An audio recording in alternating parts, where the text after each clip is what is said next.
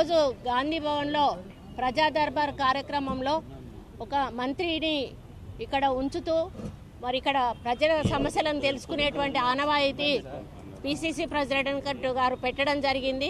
దాంట్లో భాగంగానే ఈరోజు నాకు ఈ ఆహ్వానం రావడం జరిగింది. మరి దాన్ని దృష్టిలో పెట్టుకొని ఈరోజు వచ్చి ఇక్కడ ఉన్నటువంటి ప్రజల సమస్యలన్నీ కూడా తీసుకొని మరి వాటిని ఎండార్స్ చేస్తూ సంబంధిత అధికారులకు మరి డైరెక్షన్స్ ఇస్తూ ఫోన్లో మాట్లాడుతూ అవి ఇమ్మీడియట్గా చేయాలని చెప్పి వారికి ఆదేశించడం జరిగింది. ముఖ్యంగా మరి అందులో వచ్చినవన్నీ కూడా ఎక్కువగా రేషన్ కార్డ్స్, హౌసింగ్ స్కీమ్స్, కుట్టు మెషిన్లు ఇటువంటివి మాత్రం ధరణి, అదేవిధంగా మన యువ వికాసం ఈ యొక్క ఎక్కువ అప్లికేషన్స్ ఇవే వచ్చాయి. ఈరోజు టోటల్గా 110 అప్లికేషన్లు వచ్చాయి. అందరివి కూడా తీసుకుని మళ్ళీ ఆన్లైన్ చేసి మరి ఇక్కడ నుంచి ఎవరికి పంపించే అప్లికేషన్లు వాళ్ళకు పంపించడం జరుగుతుంది.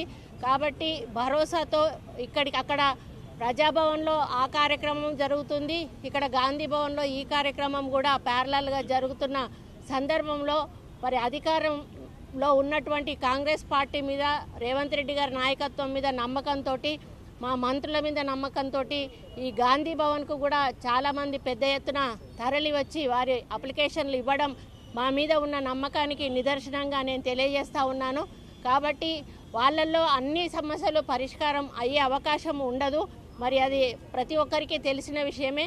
కానీ ఏదైతే అవకాశం ఉన్న పరిష్కారానికి అవకాశం ఉన్న అప్లికేషన్ ఉంటుందో అది 100% కూడా పరిష్కారం చేయబడుతుంది అని కూడా ఈ సందర్భంగా తెలియజేస్తూ మరి వచ్చిన వాళ్ళందరినీ కూడా మరి మేమందరూ కూడా చాలా రిసీవ్ చేసుకొని వాళ్ళ కష్టాలు మొత్తము విని వాళ్ళకు మళ్ళీ ఎక్స్ప్లెయిన్ చేసి వాళ్ళను ఎండార్స్ చేసి వాళ్ళ అప్లికేషన్లు వాళ్ళకి ఇచ్చి పంపించడమే కాకుండా మేము గాంధీ భవన్ ద్వారా పంపించేటివి కూడా పంపిస్తాము.